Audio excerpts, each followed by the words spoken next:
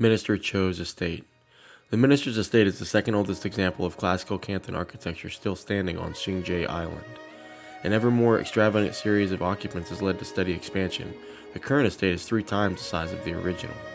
It still serves the purpose for which it was constructed.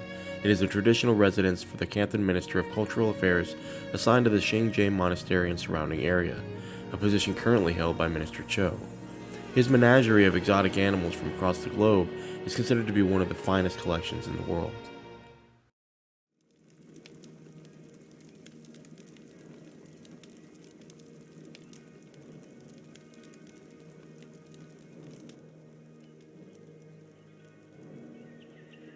Ah, Master Togo! I did not know you were here. The minister has been waiting for you. Please, you are welcome here.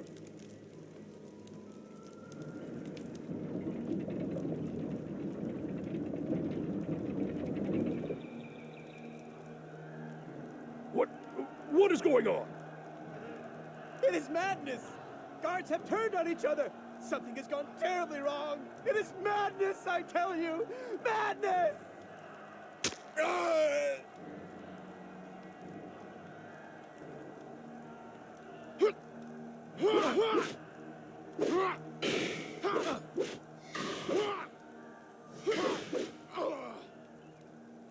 Come. The minister needs our help. You must stay here. Do not let anyone else in or out of this gate until we know what is going on. Whatever it is that threatens this estate must not be allowed to threaten the entire monastery. Master Togo, my son, he is in there. I will look for him. Please, Master Togo, bring him back alive.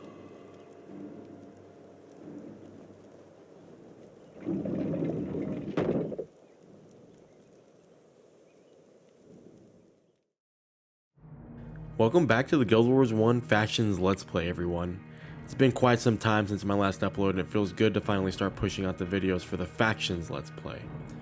Work started up again, and while I was recording footage and streaming it on Twitch, I did put off editing the Factions footage due to other things in life taking priority. But I will let you know that all of the footage is recorded, and I just need to piece it together and push out each video. I'm not sure what the upload schedule is going to be like, but we'll just get them all out eventually. In total, there's going to be about 18 videos in this LP, and it will include the challenge missions as well as each of the cooperative missions.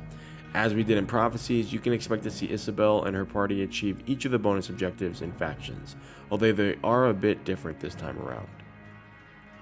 As you can see, Isobel has made the journey to Canthan, a continent far to the south of Tyria where the Prophecies campaign took place.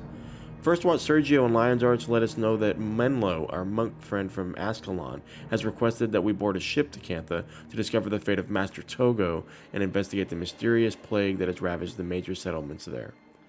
Quite a timely and relevant story beat here, with a global pandemic going on in the real world as well. It is worth noting that before we get started with this next part of the Guild Wars 1 Let's Play, that the content included in Factions will be the setting used in the Guild Wars 2 expansion, End of Dragons. So if you're looking for a primer on the events and the setting for that game, be sure to watch the series. As another reminder, each of the 3 campaigns in the Guild Wars franchise can be played independently, but for the purposes of the Let's Play and to add more to our hero's journey, we've kept our Prophecies character Isobel Armant for this journey as well. She's got some experience under her belt, and that will definitely be useful going to the uncharted places throughout Canthan. Our journey to discover the source of the plague and find Master Togo takes us first to Shing Jea Island, west of the mainland of Canthan. We arrived by boat at Saitung Harbor and traveled westward through hordes of insect-like mantids and avian tengu to arrive at a place called Minister Cho's estate. Our goal is to meet with this Minister of Culture, but we quickly find out that the plague is spread throughout the countryside, and our meeting turns into a rescue mission. For most of this campaign, we'll be utilizing the henchmen once again, all with the new Canthan flavor and backstory. ArenaNet was criticized for this campaign as it blended many East Asian cultures into one seemingly homogeneous population and depicted several stereotypes that did not go over well in countries like China. As I mentioned earlier, you'll see that the bonus objectives for missions that have changed in Factions. No longer are we required to complete additional tasks to get a bonus reward, but instead we are simply required to complete the mission in a certain time limit. I'll admit, I am much more in favor of additional story opportunities with bonus objectives as opposed to this speedrunning variation. It seems that additional non-cooperative objectives were placed in a separate type of mission called the challenge mission with leaderboards, which we will see once we return to the mainland. As you can see from the early parts of this mission, we are following Togo and a man named Tan, whose brother is part of the Imperial Guard here on Shing Jea. Factions does a much better job of tutorializing different aspects of the game for new players.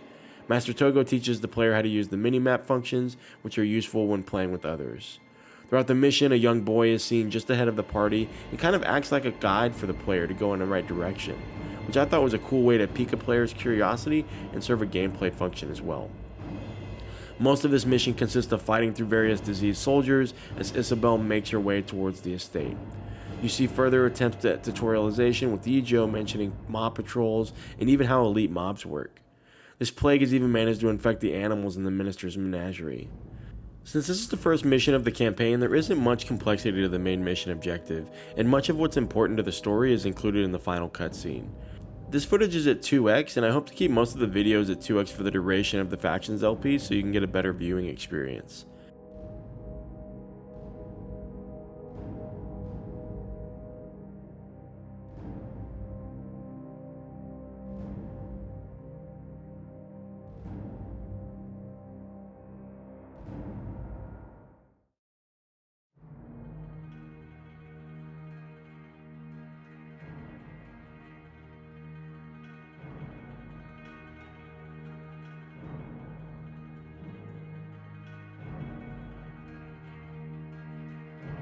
There was some consideration given to starting a native Canthan character for the simple reason that bringing a max level character to a new campaign would trivialize the first few missions, as you can see here with Isobel absolutely destroying the mobs with the elite skill Energy Surge. But I really wanted to build on her story arc and be able to look back at all the different adventures she had along the way. It's worth noting that even though I'm level 20, my henchmen for these first few missions are extremely low level, and as a result I do have to be careful. My build remains pretty much unchanged except for a few skills I got when I arrived in Canthan City, but for the most part I still play an interrupt and spell denial role. You may also notice that there seem to be more chests littered throughout the cooperative missions and explorable areas in Cantha compared to Prophecies. At least that's the impression I got. Perhaps the developers wanted players to use the chests more often. You guys can let me know in the comments whether or not there's anything official out there to justify this or if it's just in my head.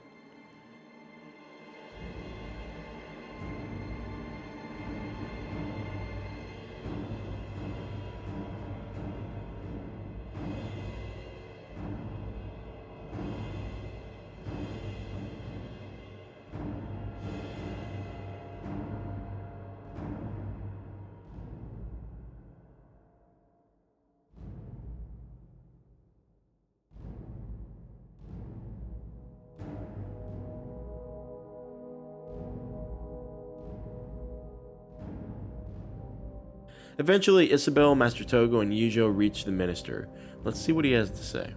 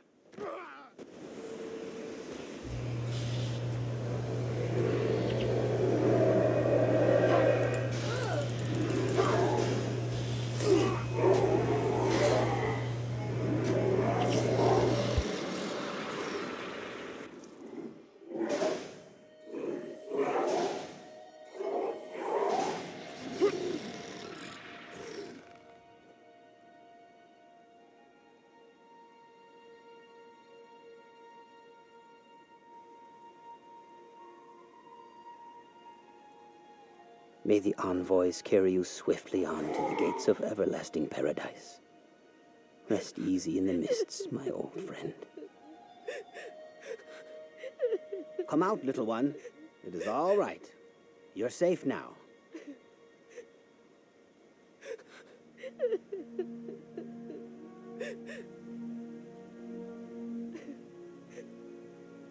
Do you know who I am? You are Master Togo. Ah, I can see you are a very smart little boy. But tell me, what brings you tears? I had a bad dream. A bad dream? Tell me what sort of dream could cause such tears. The wind blew the leaves from the trees, and the animals in the zoo all became scared. The animals, they were always very tame, but something in my dream made them angry, and they started hurting everyone. Then the people got angry too, and they started to hurt each other. Minister Cho, he was the most angry of all. And he turned into a big angry monster. Where are your parents, little one?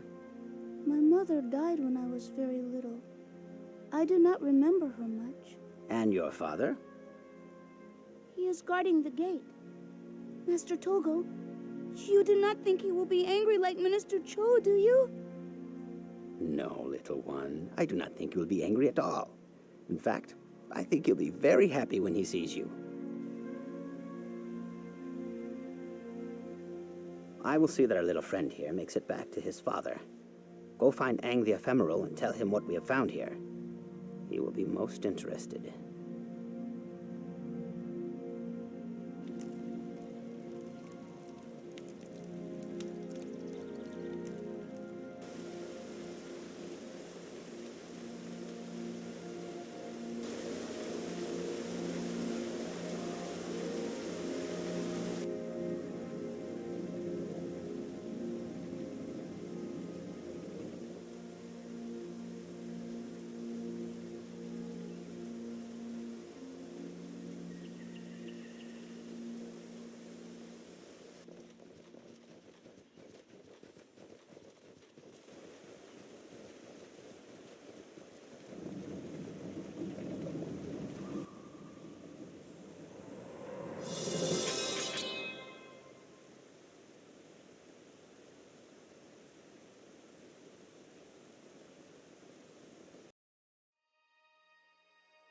So, as you see there in the footage, Minister Cho was overcome by the plague and we had to put him down.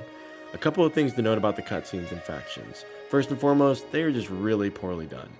The camera stalls at weird angles, moves in weird directions away from the action, and as you saw there at the end, the developers made the decision to show the characters just running to their next destination instead of just cutting to black, which seems unnecessary. The voice acting is another criticism of mine. The accents feel so forced that I almost wish they weren't there.